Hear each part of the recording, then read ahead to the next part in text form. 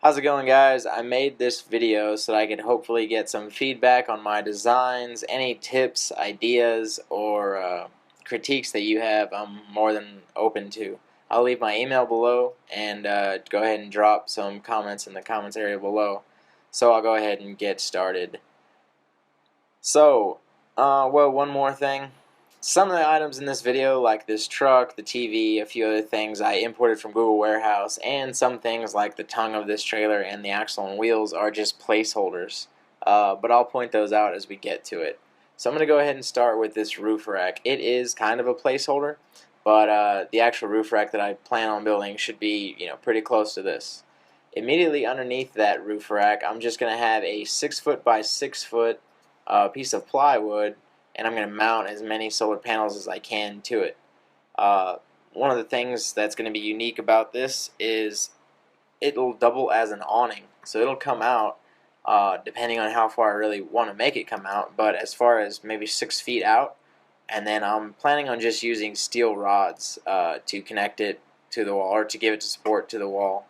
I might come up with something else in the future, but I was thinking a rail so that it slides more smoothly, and just steel rods coming in, or even wooden rods, really. So let me put that back. Now here in the front, this, if I do have, I'll probably have it custom made, and it's very not designed well right now because I'm not even sure if I actually want to keep it. It's going to be a steel box if I do have it made, and it's just going to hold my batteries, maybe a battery charger, like a AC to DC battery charger, or a transformer, or I might just mount and put all of that on the inside because I want as clean of a look as possible. So right here, I'm gonna have, these are my doors to my main storage compartment. Down here at the bottom, and there's one on each side, is why I'm talking about these in the plural. I'll have a bolt coming through that'll protrude through this semicircle, and that bolt will have a hole in it that I can stick a padlock through it. But they're gonna flip up. Naturally, they would flip up. I'm just going to hide them for right now and show you on the inside.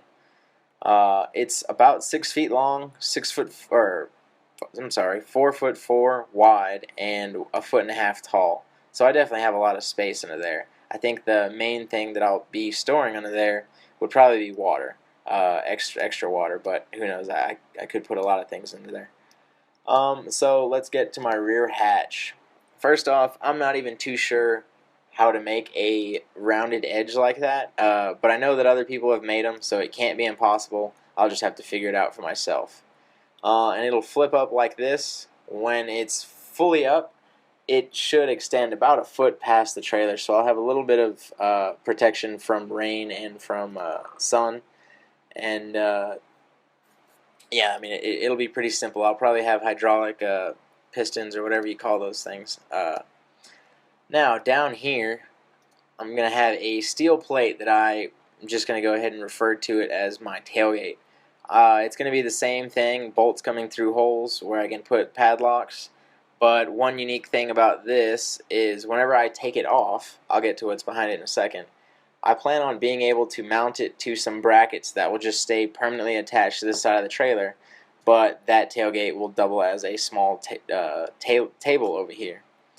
So, I know you're probably thinking this looks extremely plain, and yeah, it does, but the reason I haven't even bothered designing shelves and cabinets and drawers over here yet is because I'm sure all the measurements I'm going to get off of the things that I want to put in here, and I don't have those yet. So, I'll probably have the exact measurements of a water purifier. I'll probably make a cabinet the exact size I need for all my plates, my pots, and everything. So I just went ahead and didn't even bother doing that right now, but I will most certainly have a bunch of drawers and cabinets and stuff here.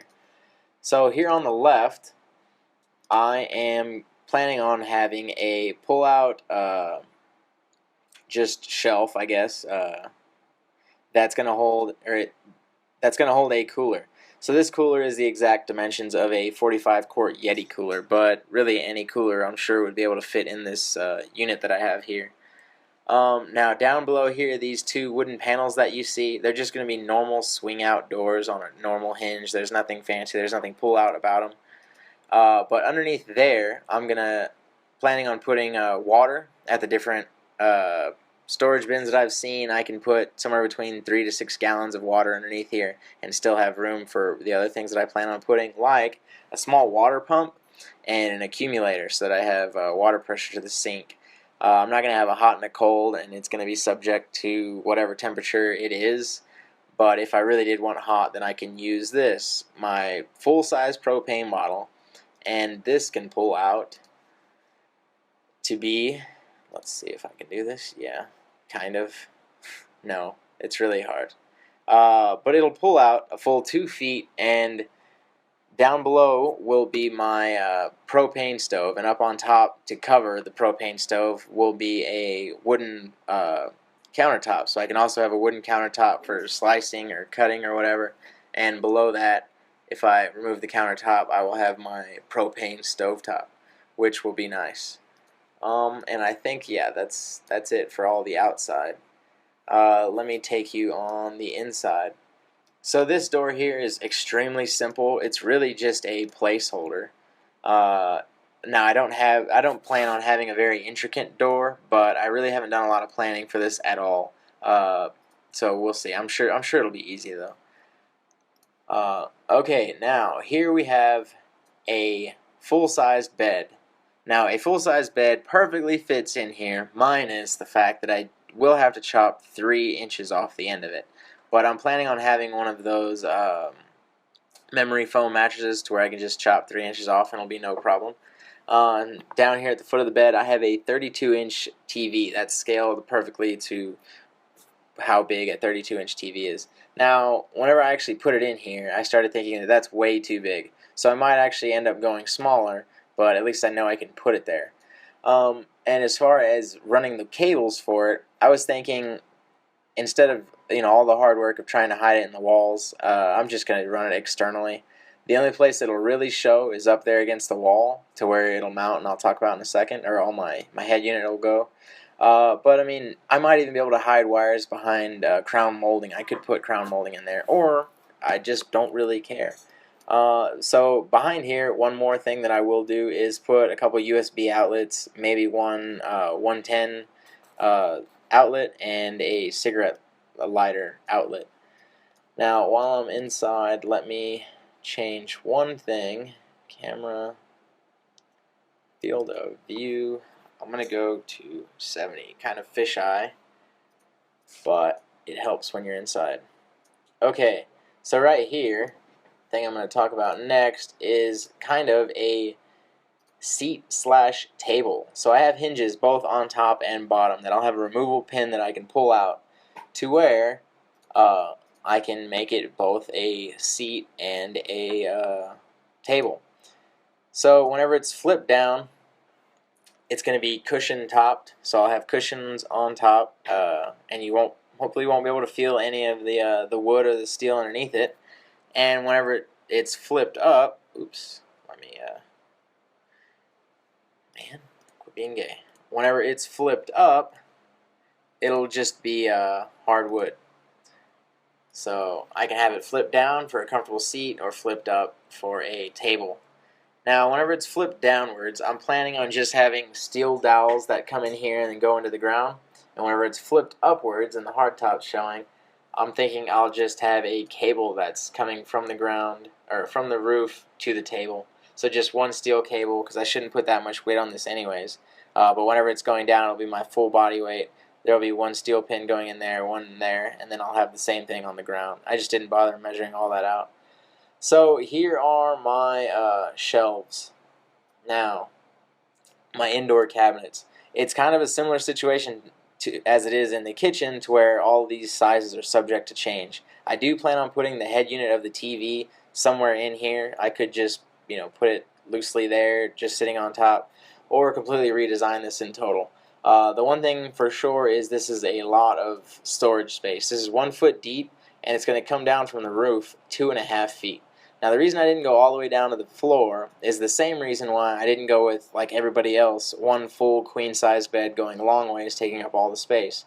Is because if I have to get out of the rain and I'm muddy, or if I'm just dirty, or I want to do some task inside my trailer, I'm not climbing all over my bed, getting my bed dirty. I actually have somewhere where I can get dirty, and I can change, and I can close the door and have privacy in there while I'm doing whatever, and I won't be getting my bed all messed up. So another thing on that topic, I'm planning on putting linoleum, or not linoleum, just that really cheap tile, I can't even remember what it's called now.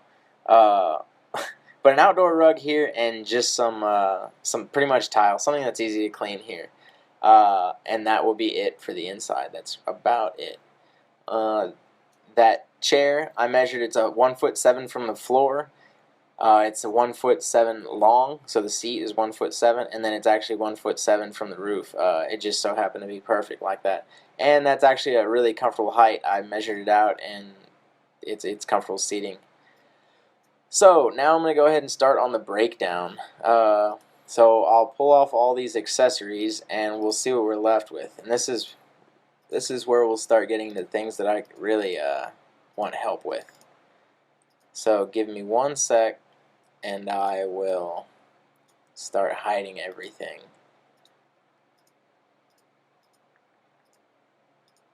And you can see we're starting to get to the bare bones. It's really not that complex of a trailer once you start getting to this level of it.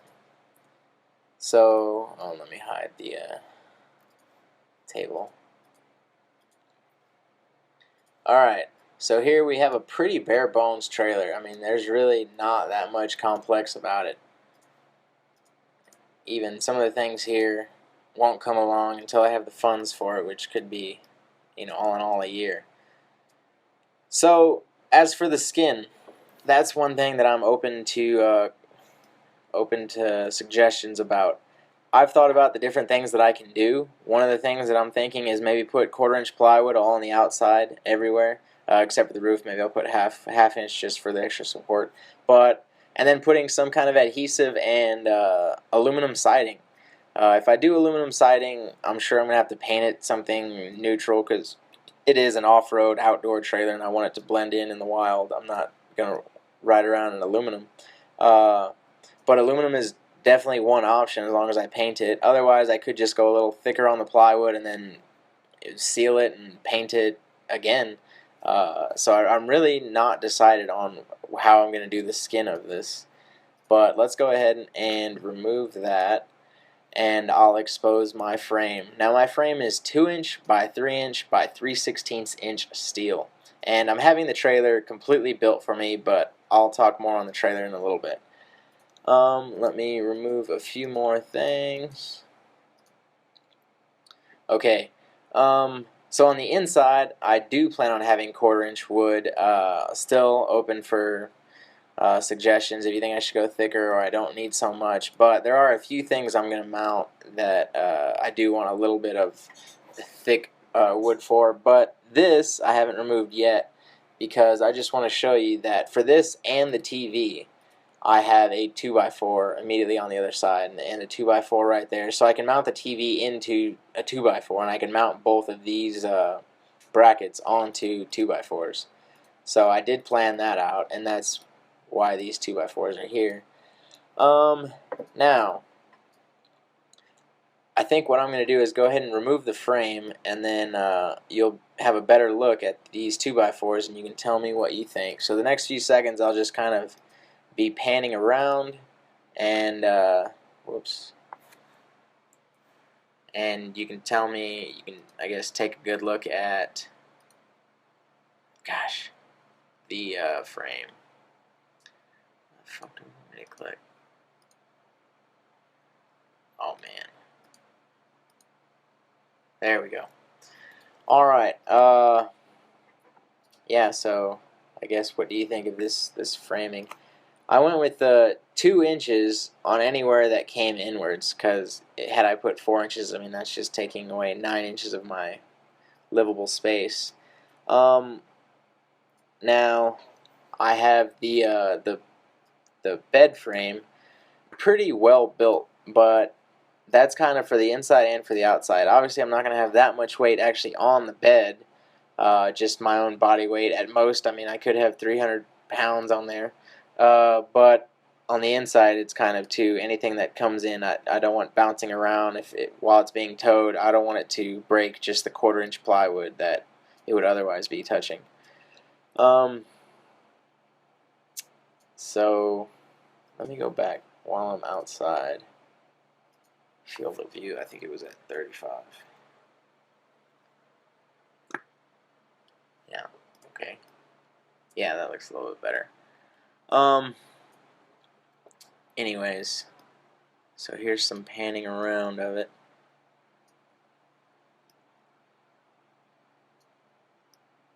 Plan on putting a 1/2 inch piece of plywood on the floor. Okay.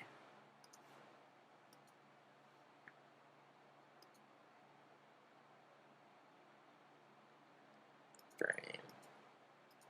Unhide. Alright, so now I'll get into the frame. So the trailer I'm going to have welded by a company here in my hometown. They offered about $2 grand for everything that I want completely done. So that's going to include the whole trailer, the axles, the wheels, a spare tire. Everything is going to have lights. It's going to be registered, and a few jacks. So I'm going to have one jack in each corner on the rear and one in the front by the tongue to level it out whenever I park, to help get it level. So as I mentioned earlier, the axles and the tongue are really just placeholders. That's completely up to them how they want to do it. All I really care about is the measurements of this box. So as I mentioned earlier, 2 inch by 3 inch by 3/16. All of my 3 inch sides are on the outside or on the roof. The only one that comes inward is this one here, and it's so that I can have more room for my drawers underneath. But other than that, you see all the 3 inch sides of the 2x3 angle iron on the outside to where they're going to be supporting the most weight. So it's 10 foot long, 6.5 or 6'5" wide, and this tallest part is 5 foot tall. Now this upright is 1 foot from the front, this upright is 2 feet from the back, and this upright is 2 feet tall, and this upright is 4 feet. So right here we have a slope of up 1 over 1, and here we have up 3 over 2, and that's where my curves come into play.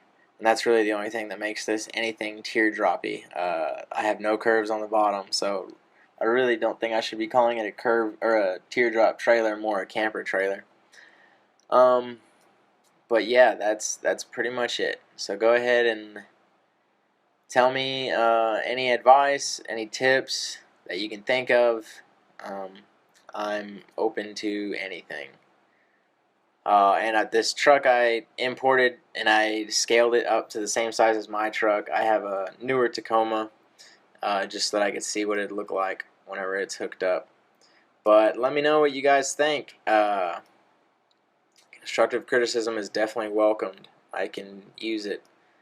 Well, thank you guys. Thanks for sticking around till the end, and I hope to hear from you soon.